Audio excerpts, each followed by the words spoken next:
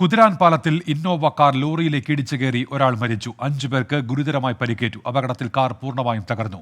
സൂരജ് സജിയുണ്ട് തൃശ്ശൂരിൽ നിന്ന്. സൂരജ്, ഈ പരിക്കേറ്റവരുടെ ആരോഗ്യനില ഇപ്പോൾ എങ്ങനെയാണ്? അപകടം എങ്ങനെയാണ് ഉണ്ടായത്? ഉന്മേഷ്, പരിക്കേറ്റവരിൽ 2 പേരുടെ പരിക്ക് ഗുരുതരം എന്നുള്ളത് തന്നെയാണ് ആശുപത്രി വൃത്തങ്ങൾ അറിയിക്കുന്നത്. കുതിരാനിൽ ഇന്ന് പുലർച്ചെ 3 മണിയോട് കൂടിയാണ് ഈ അപകടം ഉണ്ടാകുന്നത്. ഈ കുതിരാൻ തുരങ്കത്തിന് സമീപത്തെ പാത ഇടിഞ്ഞതിനെ തുടർന്ന് ഒരു വശത്തുകൂടി മാത്രമാണ് ഈ ഗതാഗതം ഇപ്പോൾ ക്രമീകരിച്ചിട്ടുണ്ടായിരുന്നത്. ഈ റോഡിലൂടെയാണ് പാലക്കാട്ടേക്കും തിരിച്ചും വരുന്ന വാഹനങ്ങൾ കടത്തിവിട്ടിരുന്നത്. ഇതിനിടയിലാണ് ഈ ബാംഗ്ലൂരിൽ നിന്ന് കോട്ടയത്തേക്ക് വന്നിരുന്ന വാഹനം എതിർ ദിശയിൽ വന്ന ലോറിയിലേക്ക് ഇടിക്കുന്നത്. ഇടിയുടെ ആഘാതത്തിൽ ഈ ലോറിയും ഇന്നോവ കാറും തമ്മിൽ ഈ കുരുങ്ങിപ്പോകുന്ന ഒരു സാഹചര്യം ഉണ്ടായി.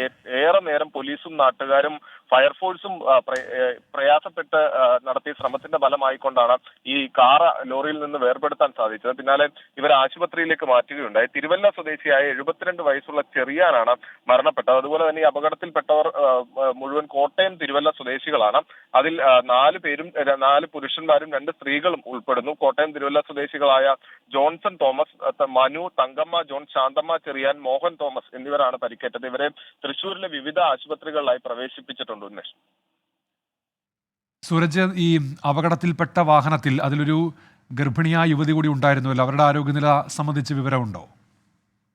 അവരുടെ എല്ലാം ആരോഗ്യനില തൃപ്തികരം എന്നുള്ളത് തന്നെയാണ് ആശുപത്രി അധികൃതർ അറിയിക്കുന്നത്. നിലവിൽ ഈ ജോൺ തോമസ് അതുപോലെ തന്നെ തങ്കമ്മ ജോൺ എന്നിവരുടെ പരിക്കുകളാണ് ഗുരുതരമായിട്ടുള്ളത്. ഈ വാഹനം ഓടിച്ച ആൾ, അതായത് വാഹനം ഓടിച്ചിരുന്നത് ഈ ജോൺ തോമസ് ആണ്. ജോൺ തോമസ് ഉറങ്ങിപ്പോയതാണ് ഈ അപകടത്തിന് കാരണമാക്കിയത് എന്നുള്ളതാണ് പറയുന്നത്. എതിർ ദിശയിലായിരുന്നു ഈ ട്രക്ക് വന്നിരുന്നത്. ഈ ട്രക്കിലേക്ക് ഈ വാഹനം ഇടിച്ചു കയറുകയായിരുന്നു. ഇടിയുടെ ആഘാതത്തിൽ വാഹനം പൂർണ്ണമായും തകരുന്ന ഒരു സാഹചര്യമുണ്ടായി. നാട്ടുകാർ ഇടപെട്ടുകൊണ്ട് തന്നെയാണ് ഈ രക്ഷാപ്രവർത്തനം എല്ലാം ആദ്യഘട്ടത്തിൽ നടത്തുന്നത്. പിന്നീട് ഇവരെ 3 ആംബുലൻസുകളിൽ തൃശ്ശൂരിലെ എലൈറ്റ് ആശുപത്രി, അതുപോലെ തന്നെ അശ്വിനി ഹോസ്പിറ്റൽ, ജില്ലാ ആശുപത്രി എന്നിവിടങ്ങളിലായി പ്രവേശിപ്പിക്കുകയായിരുന്നു. എന്തായാലും ബാക്കിയുള്ളവരുടെ എല്ലാം ആരോഗ്യനില തൃപ്തികരം എന്നാണ് അറിയിക്കുന്നത്. 2 പേരുടെ പരിക്ക് മാത്രമാണ് ഗുരുതരമായുള്ളത്. ഉന്മേഷ്, ശരി. സൂരജ് സജിയാണ് വിവരങ്ങൾ നൽകിയത് തൃശ്ശൂരിൽ നിന്ന്. 24 അഞ്ചിന്റെ വജ്രത്തിളക്കം.